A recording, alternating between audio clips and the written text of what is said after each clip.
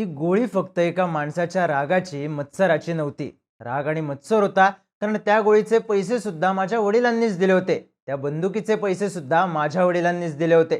पैसे इतके होते की तुम्ही कोर्ट केसही लढू शकला होता, तुम्ही आयुष्यही घालवू शकला होता. पण ती गोळी एका माणसाच्या रागाची आणि मत्सराची नव्हती. मी नेहमी म्हणते की त्यामागे मोठं षडयंत्र होतं. आज, उद्या किंवा परवा कधीतरी कळेल हे षडयंत्र काय होतं. त्यामधून कळेल हे का झालं. दोन भावांमध्ये भांडण काहीच नव्हतं.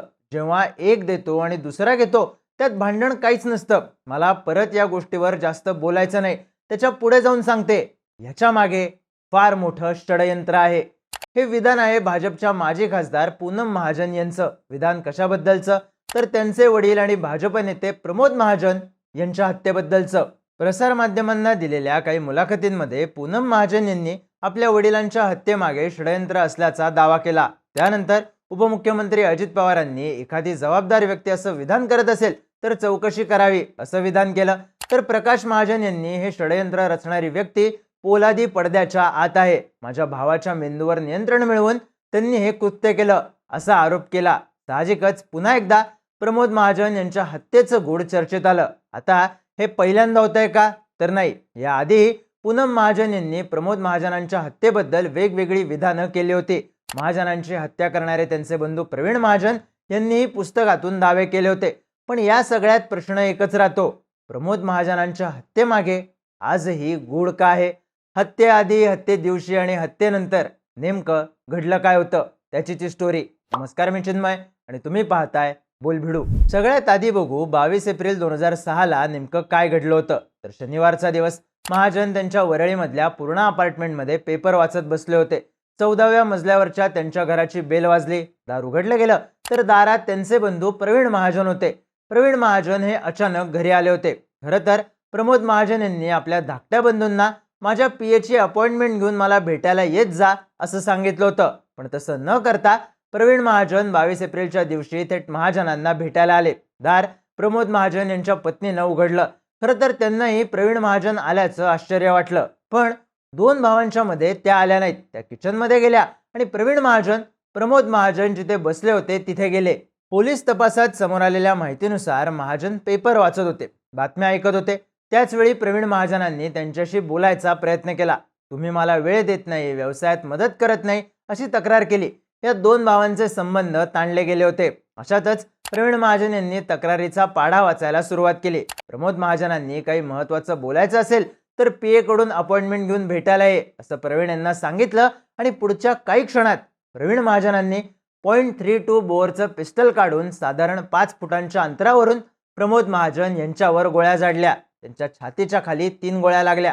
प्रवीण यांनी चौथी गोळी झाडायचा प्रयत्न केला, पण त्यांची पिस्टल जाम झाली. त्यांच्या बंदुकीमध्ये एकूण 9 गोळ्या होत्या. इकडे गोळीबाराचा आवाज ऐकून रेखा महाजन बाहेर आल्या. त्यांनी प्रवीण यांना गोळ्या झाडताना पाहिलं. समोरच्या बाजूला प्रमोद महाजन खुर्चीवर कोसळले होते. रेखा यांनी कोर्टात साक्ष देताना आपण प्रवीण यांना ढकललं आणि असं का केलंस असा सवालही केला. पण त्यांनी तुम्ही माझं ऐकलं नाहीत, आता भोगा असं उत्तर दिल्याचं सांगितलं. त्यानंतर त्याच बिल्डिंगमध्ये राहणाऱ्या गोपीनाथ मुंडे यांना रेखा महाजन यांनी बोलावून घेतलं. या दोघांनी महाजन यांना लीलावतीमध्ये घेऊन जाण्याचं ठरवलं. पण थोडेफार शुद्धीत असलेल्या प्रमोद महाजन यांनी लीलावती लांब आहे, आपल्याला हिंदुजामध्ये घेऊन जा असा सल्ला दिला. तोवर याच पूर्णा बिल्डिंगमध्ये राहणारे डॉक्टर विजय बंग सुद्धा घरी पोहोचले. त्यांनी खुर्चीवर बसलेल्या महाजनांकडे पाहिलं तेव्हा त्यांच्या लक्षात आलं की महाजन यांचं ब्लड प्रेशर प्रचंड कमी झालंय आणि अंतर्गत रक्तस्राव मोठ्या प्रमाणावर झालाय. रेखा महाजन यांनी दिलेल्या साक्षीनुसार हिंदुजामध्ये असताना प्रमोद महाजन यांनी गोपीनाथ मुंडे यांना मी असं काय केलं होतं की प्रवीणने माझ्यावर गोळ्या झाडल्या असा प्रश्न विचारला होता. त्यानंतर जवळपास 13 दिवस प्रमोद महाजन यांनी मृत्यूशी झुंज दिली. त्यांना जवळपास 30 बाटल्या रक्त चढवण्यात आलं. हॉस्पिटलमध्ये पोहोचल्यावर डॉक्टरांना आपल्याला डायबिटीस आहे आणि आपला ब्लड ग्रुप कोणता आहे हे स्पष्ट सांगणारे महाजन या संकटावर मात करतील असं बोललं जात होतं. त्यांच्या तब्येतीमध्ये सुधारणाही झाली होती, पण अंतर्गत रक्तस्राव मोठा होता. महत्त्वाच्या अवयवांना इजा झालेल्या. 13 दिवस सुरू असलेली ही झुंज थांबली. प्रमोद महाजन यांची प्राणज्योत मालवली. पण या प्रकरणात आणखी गोष्टी घडत होत्या. महाजन यांच्यावर गोळ्या झाडण्यात आल्यानंतर सोसायटीमधले नागरिक, त्यांचे कुटुंबीय, नातेवाईक हे सगळे गोळा झाले. पण त्याच वेळी प्रवीण महाजन मात्र शांतपणे बिल्डिंगचे सगळे मजले पायी उतरत खाली आले. त्यांनी आपली गाडी सोबत न घेता एक टॅक्सी केली आणि वरळी पोलीस स्टेशनमध्ये दाखल झाले. तिथं त्यांनी आपल्या पिस्टल सकट सरेंडर केलं आणि आपण प्रमोद महाजन यांच्यावर गोळ्या झाडल्याची कबुली दिली. लागलीच ही बातमी वाऱ्यासारखी पसरली. पोलिसांनी प्रवीण महाजनांना अटक करून त्यांना भोईवाडा कोर्टात हजर केलं. त्यानंतर मुंबई सत्र न्यायालयात खटला सुरू झाला. प्रवीण महाजन दोषी ठरले आणि त्यांना जन्मठेपेची शिक्षा सुनावण्यात आली. या सगळ्या काळात पोलिसांनी या हत्येचं नेमकं कारण शोधण्याचे अनेक प्रयत्न केले. आर्थिक वाद, कौटुंबिक वाद अशा वेगवेगळ्या गोष्टी चर्चेत आल्या. कोर्टात चाललेल्या सुनावणीवेळी प्रवीण महाजन यांनी प्रमोद महाजनांच्या चारित्र्यावर आरोप केल्यानंतर काही काळ इन कॅमेरा सुनावणी सुद्धा करण्यात आली.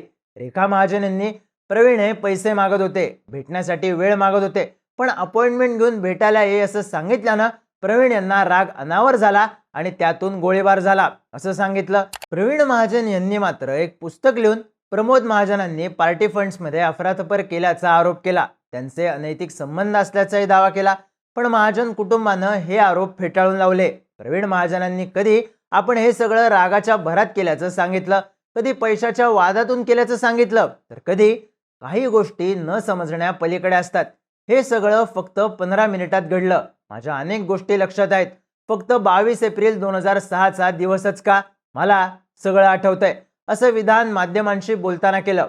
त्यामुळं वेगवेगळे अँगल समोर येत राहिले, पण हत्येचं कारण स्पष्ट झालंच नाही. साहजिकच गूढ वाढत गेलं. गोळीबार झाला त्या दिवशी प्रवीण महाजन सकाळी 5:30 वाजता आपल्या घरून निघाले होते. त्यांच्या पत्नीला त्यांनी दादाकडे जातोय असं सांगितलंही होतं.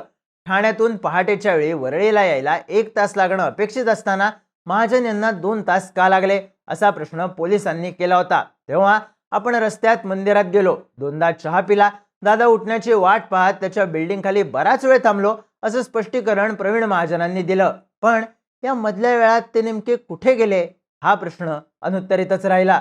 या प्रश्नाचं उत्तर ज्या प्रवीण महाजन यांच्याकडून मिळण्याची अपेक्षा होती त्या प्रवीण महाजनांना नोव्हेंबर 2009 मध्ये 14 दिवसांची फर्लो रजा मंजूर झाली. या रजेच्या शेवटच्या दिवशी प्रवीण महाजन यांना लो बीपीचा आणि ब्रेन हेमरेजचा त्रास झाला. त्यानंतर ते कोमात गेले आणि उपचार सुरू असतानाच मार्च महिन्यात त्यांचा मृत्यू झाला. प्रमोद महाजन यांची हत्या रागाच्या भरात झाली, पैशांच्या वादामुळे झाली की दुसरं कुठलं कारण होतं याचं ठोस उत्तर मिळालं नाही आणि गूढ कायम राहिलं. ज्यात भर पडली 2 ओळींमुळं. प्रवीण महाजन यांनी माझा अल्बम या नावाचं एक पुस्तक लिहिलं होतं, ज्यात त्यांनी लिहिलेलं हे सर्व कसं घडलं आणि कोणी केलं हे लोकांना कधीच कळणार नाही.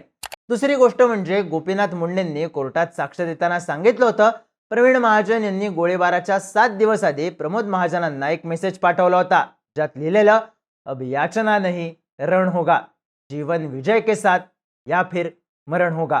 गूढ ना मेसेजचं उलगडलं ना हत्येचं. होत राहिले ते फक्त आरोप, वाढत राहिल्या त्या फक्त शंका.